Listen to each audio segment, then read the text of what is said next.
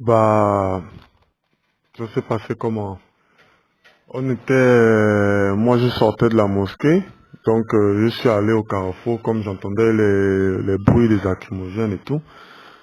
En arrivant au carrefour, juste avant, on appelle ça comment? Juste avant la station, je trouvais la foule là. Donc quand j'arrive, je trouve mes potes, je trouve même mes oncles, les parents, les amis et tout. Je demande aux gens même de se calmer, que non, c'est pas bon, ça va être dangereux. Et après, les gars disent que non, c'est juste une marche pacifique.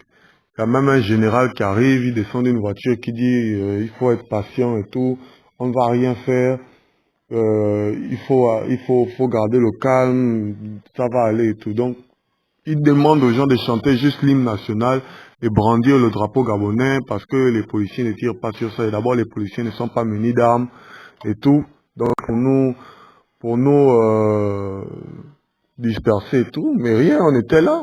On marchait sur les routes. Tu vas voir les vidéos sur Internet. Les Gabonais s'allongeaient même, roulaient sur nous si vous voulez et tout. Donc quand les gars d'Enzaïon ont appris que on a bloqué l'accès aux gars du charbonnage pour arriver à la démocratie, eux ils ont commencé à marcher vers le charbonnage. Donc nous, depuis le charbonnage, on les voyait déjà arriver vers le lac Bleu.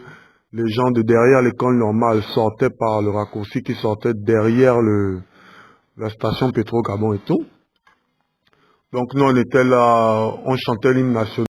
Et à un moment donné, on a vu un fourgon blindé arriver depuis la démocratie là-bas. Le gars, il vient en toute pompe. Il est arrivé sans sirène et tout, sans klaxonner. Quand le gars arrive, il a directement foncé sur tout le monde, sur toute la foule. Et c'est là où tout a pété. Donc nous, on a essayé de se disperser, essayé de courir un peu. Donc j'ai reçu d'abord un projectile. Je me suis dit que bon, pour éviter d'être blessé, je vais rentrer à la maison. Mais en rentrant, j'ai vu, il y avait la maman d'un ami et une autre vieille maman. Donc je les ai mis devant moi pour éviter que les gens les bousculent. Donc moi, il y a quelqu'un qui m'a bousculé, je suis tombé. En essayant de vite me relever pour qu'on ne puisse pas marcher sur moi et m'écraser, je m'appuie, je sens qu'il y a un truc sous ma main.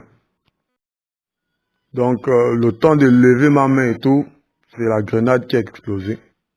Et comme dans les films, j'ai même pas écouté le bruit de la détonation. C'est juste dans mes oreilles, ça siffle, comme on voit dans les films de guerre là. C'est les gens autour de moi qui crient «Oh, Christophe, Christophe, Christophe!» Donc quand je soulève ma main, il n'y avait plus rien.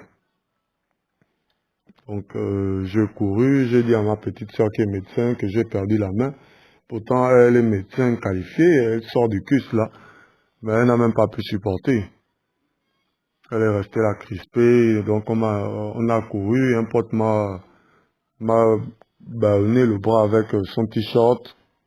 On a vu une voiture de la Croix-Rouge, grâce à Dieu. Les gars de la Croix-Rouge m'ont pris en charge.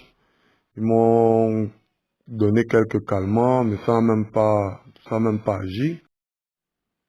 Arrivé à l'hôpital général, mon frère, tu connais les gars, ce sont des vantards. Quand j'arrive à l'hôpital général, les gars disent carrément, laissez-le là, nous on ne s'occupe pas de lui. Je te dis, sidéré quoi. Les gars de la Croix-Rouge disent que comment ça, ils disent que vous allez le laisser là, nous on ne s'occupe pas des cas là, les gens qui sont allés marcher, nous on n'est pas dedans. Donc j'ai négocié avec le gars de la Croix-Rouge que mon frère, si tu me laisses là, je vais mourir. Je vais me vider de mon sang et tout. Donc il combat avec le chauffeur. Le chauffeur dit qu'ils doivent retourner sur le terrain parce qu'il y a beaucoup de monde, on ne sait pas qui est blessé, machin et tout.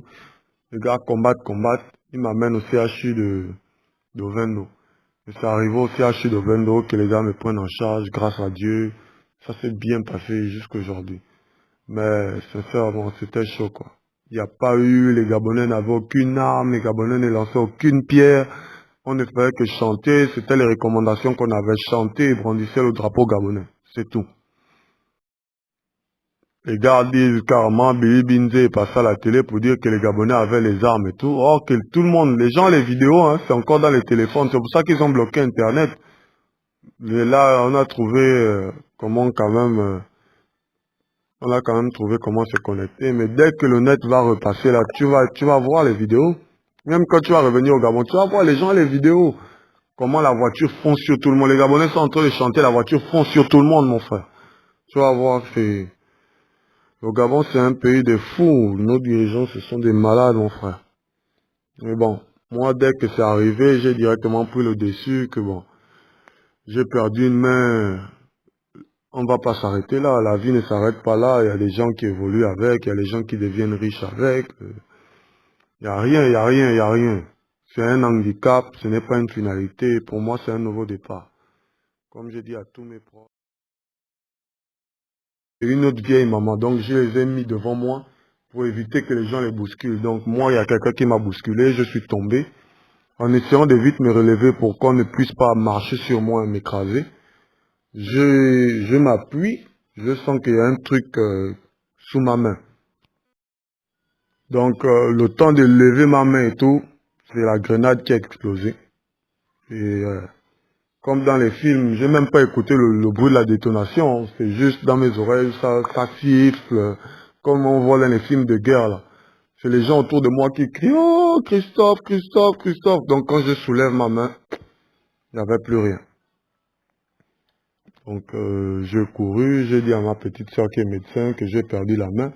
Pourtant elle est médecin qualifiée, elle sort du CUS là, mais elle n'a même pas pu supporter. Elle est restée là crispée, donc on a couru, un pote m'a ballonné le bras avec son t-shirt. On a vu une voiture de la Croix-Rouge, grâce à Dieu. Les gars de la Croix-Rouge m'ont pris en charge. Ils m'ont donné quelques calmants, mais ça n'a même pas agi. Arrivé à l'hôpital général, mon frère, tu connais les gars, ce sont des vantards. Quand j'arrive à l'hôpital général, les gars disent carrément, laissez-le là, nous on ne s'occupe pas de lui. Je te dis, sidéré quoi. Les gars de la Croix-Rouge disent que comment ça, ils disent que vous allez le laisser là, nous on ne s'occupe pas des cas là, les gens qui...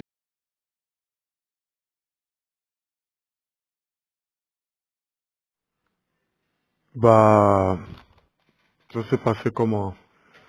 On était, moi je sortais de la mosquée, donc je suis allé au carrefour comme j'entendais les bruits des lacrymogènes et tout.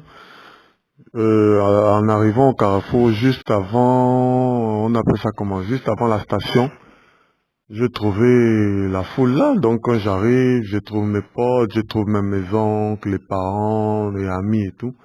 Je demande aux gens même de se calmer, que non, c'est pas bon, ça va être dangereux. Et après, les gars disent que non, c'est juste une marche pacifique.